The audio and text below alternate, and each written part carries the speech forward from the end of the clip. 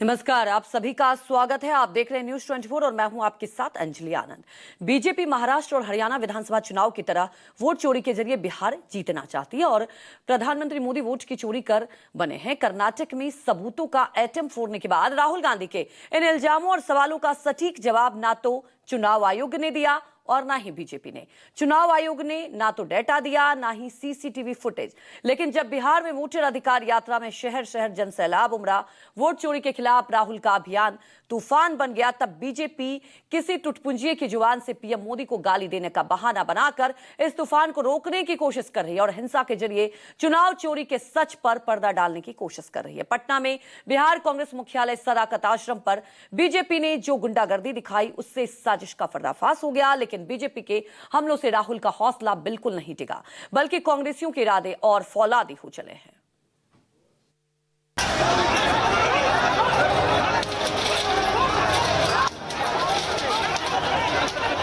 मैं आपको बता रहा हूं, मोदी जी डरे हुए हैं।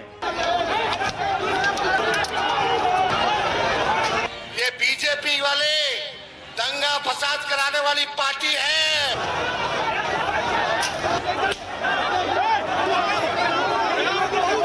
अपने एजेंट्स को हमारी सभाओं में भेजते, इस तरह की गाली गलौज करवाते हैं, गंदे भद्दे नारे दिलवाते हैं। आप रंगे हाथों पकड़े गए हो, इसलिए आप बौखलाए हुए हो।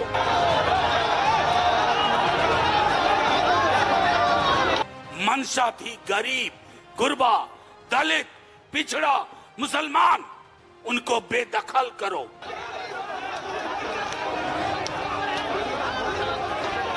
डरी हुई, कायर, कमजोर भाजपा ने कांग्रेस के मुख्यालय पर कायराना हिंसक हमला किया है। दूसरों के घर में गुंडाई करके, लाठी चला के, पत्थर फेंक के ये लोग गुंडा राज साबित कर रहे हैं।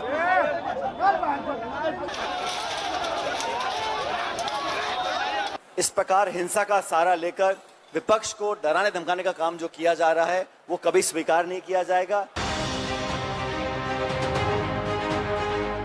अगर मैं आरोप लगा रहा हूं प्रधानमंत्री पे हर रोज कि तुम वोट चोर हो, प्रधानमंत्री चुप क्यों है? मोहब्बत की दुकान, मतलब नफरत नहीं। बिहार की आवाम के बीच मोहब्बत का पैगाम इतनी तेजी से फैला कि महज 13 दिनों में ही नफरत के व्यापारियों की 13वीं हो गई। पूरा बिहार लोकतंत्र और संविधान बचाने की खातिर सड़क पर उतर आया। वोट चोरी के खिलाफ बांग देता राहुल का काफिला जहां से भी गुजरा, कारवां बनता चला गया। लेकिन सड़क पर उमड़े इस जनसैलाब ने बीजेपी की बेचैनी को बर्दाश्त के बाहर कर दिया। बौखलाहट इस कदर बढ़ी कि बीजेपी गुंडागर्दी पर उतारू हो गई। दरभंगा में किसी टुच्चे की गाली गलौज को आधार बनाकर बीजेपी ने बिहार कांग्रेस मुख्यालय सदाकत आश्रम पर धावा बोल दिया। लाठी डंडे से लैस भाजपाइयों ने कांग्रेस दफ्तर पर तांडव शुरू कर दिया।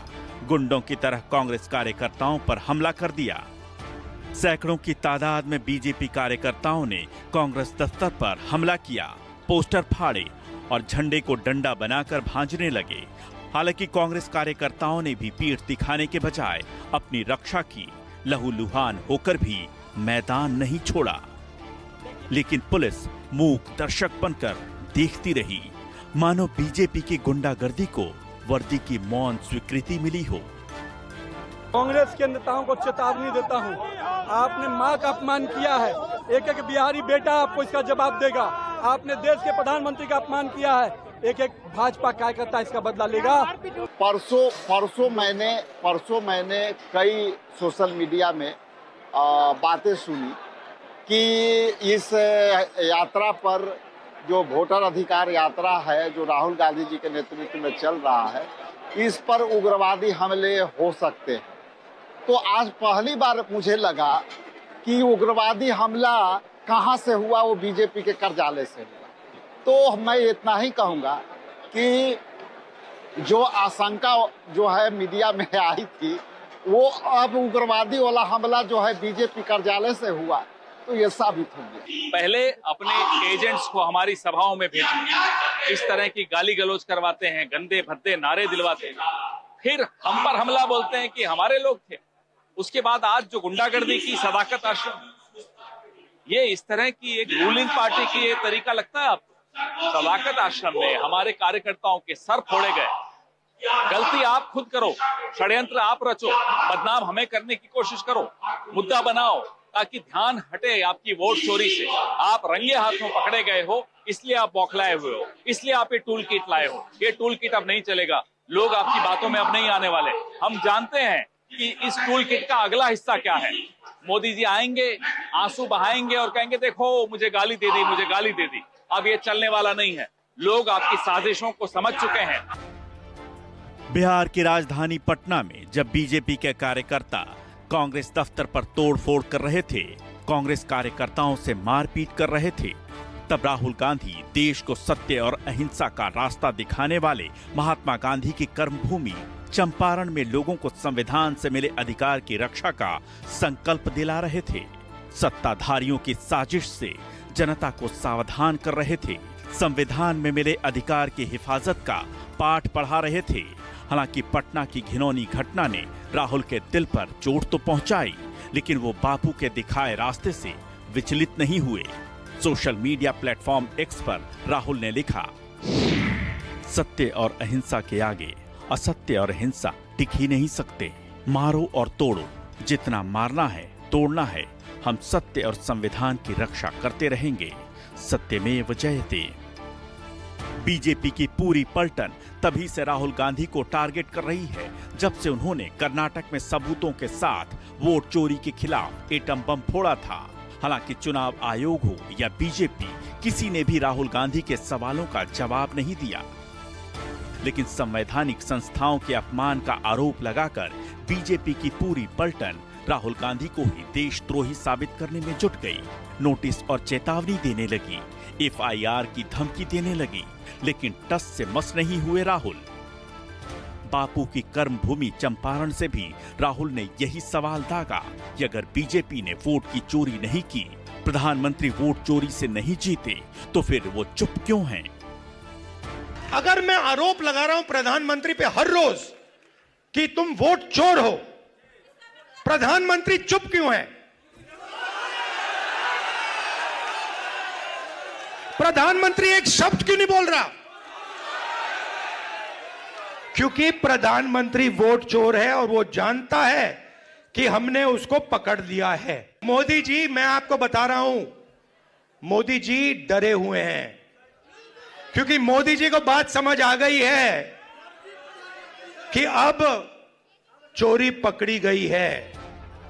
बीजेपी ने कांग्रेस दफ्तर पर गुंडागर्दी की, तोड़फोड़ मचाई, लेकिन वो राहुल के हौसले को डिगा नहीं सकी। चंपारण से सिवान पहुंचने के बाद भी सत्ता के खिलाफ उनके तेवर में कोई नरमी नहीं आई। वोट चोरी पर सवालों और इल्जामों का सिलसिला भी बदस्तूर जारी रहा। नरेंद्र मोदी जो चुनाव जीतते हैं, ये वोट चोरी करके चुनाव जीतते हैं, इसको समझिए। ये वोट चोरी करके चुनाव जीत रहे हैं। वोट चोरी होने दोगे? वोट चोरी होने दोगे? और जोर से, वोट चोरी होने दोगे? बताइए, बिहार लोकतंत्र की जननी है कि नहीं है? और यहीं से लोकतंत्र को खत्म करेगा। होने दीजिएगा? अरे होने दीजिएगा? नहीं ना। ये बड़का झूठा पार्टी, ये लोग बड़का डरपोक लोग हैं। अब देख रहे हैं कि राहुल जी और हम लोग सब लोग यात्रा पे निकले, इनकी चोरी राहुल जी ने पकड़ ली, तो अब जो है झूठा एजेंडा, प्रोपेगेंडा चलाने का ये लोग काम कर रहे हैं। लेकिन इनके झूठे प्रोपेगेंडा में कोई बिहारी फंसने वाला फंसिएगा। अभी बीजेपी वाले बहुत ऊपर नीचे जंप मार रहे हैं, क्योंकि जंप मार रहे हैं ऐसे ऊपर नीचे, क्योंकि हमने इनकी चोरी पकड़ ली है। और अभी हमने अच्छी तरह सुनो, प्रेस वाले अच्छी तरह सुनो, अभी हमने महादेवपुरा की चोरी दिखाई है। सही, आने वाले समय में आप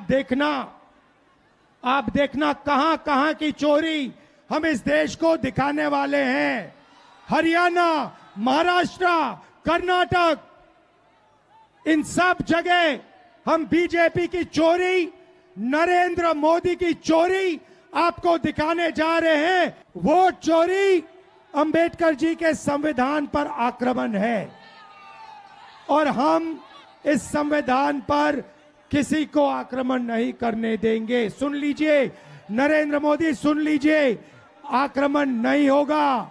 अरे बताओ, भाजपाइया लोग हमारे संविधान को ही खत्म करना चाहता है, लोकतंत्र मिटा करके राजतंत्र लाना चाहते हैं।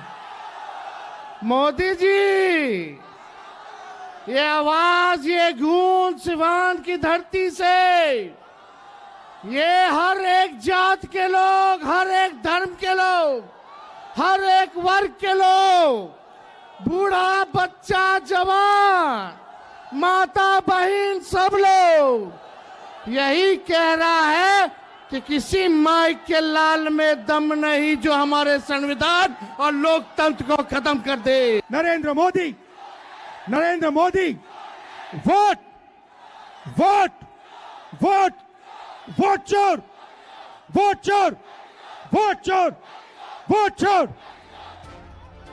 बीजेपी की दलील है कि कांग्रेस के मंच से पीएम मोदी की मां का अपमान किया गया, लेकिन कांग्रेस पूछ रही है कि आखिर जब बिहार में सरकार एनडीए की है तो फिर गाली गलौज करने वाले के खिलाफ कार्रवाई में देरी क्यों की। कांग्रेस ने यह भी दावा किया कि गाली गलौज करने वाला बीजेपी का ही एजेंट था और उसके जरिए बीजेपी वोट चोरी के मुद्दे से ध्यान भटकाना चाहती है। यही वजह है कि जब कांग्रेस ने सवाल उठाया तब अपशब्द बोलने वाले के खिलाफ कार्रवाई हुई।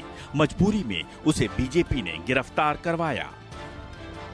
ये वही धरती है जिसने गांधी को महात्मा बनने के सफर की शुरुआत की थी और उस बिहार में लोकतंत्र के लिए लड़ रहे, वोट के अधिकार के लिए लड़ रही कांग्रेस पार्टी पर हमला करना, हिंसा का सहारा लेना असल में बीजेपी का डर, बीजेपी की कमजोरी, उनका खौफ दिखाता है। लेकिन आप वो लोग हैं जिनसे प्रेरित होकर महात्मा गांधी की हत्या की गई थी और हम वो लोग हैं जो गांधी की राह पर चलते हुए संविधान को बचाने के लिए अपने प्राणों की आहुति देने को तैयार हैं। 13 दिन में पूरे देश में मीडिया पर गैग ऑर्डर के बावजूद वोट चोर गद्दी छोड़, वोट चोर गद्दी छोड़, ये बच्चा बोल रहा, बच्चा जिसकी वोटिंग की उम्र नहीं है वो भी कह रहा है वोट चोर गद्दी छोड़। यानी कि इस नारे का अगर ट्रैक्शन है, इसके लिए आकर्षण है, तो क्या वजह होती है? सबसे मौलिक चीज है कि लोग बदलाव चाहते हैं। वोटर अधिकार यात्रा बिहार के करोड़ों दलित, अल्पसंख्यक, पिछड़ा, अति पिछड़ा, बेरोजगार युवा, आदि आबादी महिलाओं को ताकत देने का काम कर रही है। इससे बौखलाकर भाजपा के कायराना हरकत की है, हमला किया। हम इन हमलों से ना डरने वाले हैं, ना रुकने वाले हैं, ना झुकने वाले हैं। ये काफिला यूं ही, ध्यान रखिएगा, 1 सितंबर का दिन होगा और बिहार की राजधानी पटना होगी और वहां ये जो गूंज है वोट चोर गद्दी चोर, ये दिल्ली की सत्ता, तानाशाह सत्ता की दीवारों को हिला कर रख देगा। आज फिर से चुनौती देते हैं कायर भाजपा आरएसएस के लोगों को, शर्म करिए थोड़ा सा, ये हिंसा आपके खून में है। गुंडागर्दी है इन कांग्रेसियों की। हम लोग तो शांतिपूर्ण मार्च निकाले हुए थे, लेकिन इन लोगों ने जो 2005 का बिहार था, जो गुंडागर्दी मवालियों का बिहार इन लोगों ने किया था, आज वही कर रहे हैं।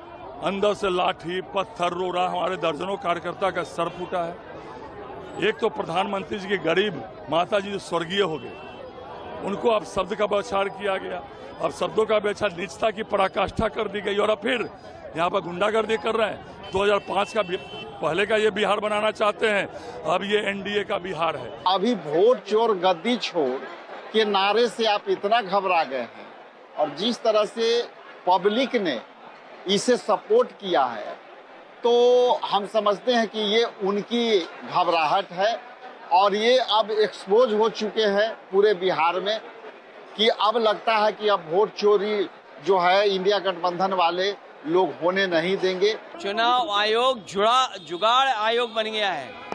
बीजेपी की सरकार का जुगाड़ आयोग है। भारतीय जनता पार्टी को जब हम देखते हैं देश में, ये इस्तेमाल करने वाली पार्टी है, इस्तेमाली पार्टी है जो इस्तेमाल करके बर्बाद कर देती है लोगों को। और हमें उम्मीद है कि लोग अपने वोट के अधिकार को समझेंगे और भारतीय जनता पार्टी को बिहार से बाहर करने का काम करेंगे। ये कांग्रेस हो या समाजवादी पार्टी या बहुजन समाज पार्टी, बहनों और भाइयों, ये वही लोग हैं जब इन्हें सत्ता में आने का अवसर प्राप्त हुआ था। इन्होंने गुंडागर्दी का पराकाष्ठा की थी, हर जिले में माफिया पाले थे, जनता के विकास के लिए आने वाले पैसे में ये लोग लूट खसोट करते थे, गरीबों के लिए मिलने वाली योजनाओं में ये लोग डकैती डालते थे, विकास के कार्यक्रमों के लिए कोई पैसा नहीं आने देते थे और जब भी सत्ता में आते थे अपने परिवार के द्वारा लूट खसोट करवा करके अराजकता का एक नया तांडव करने का कार्य करते थे।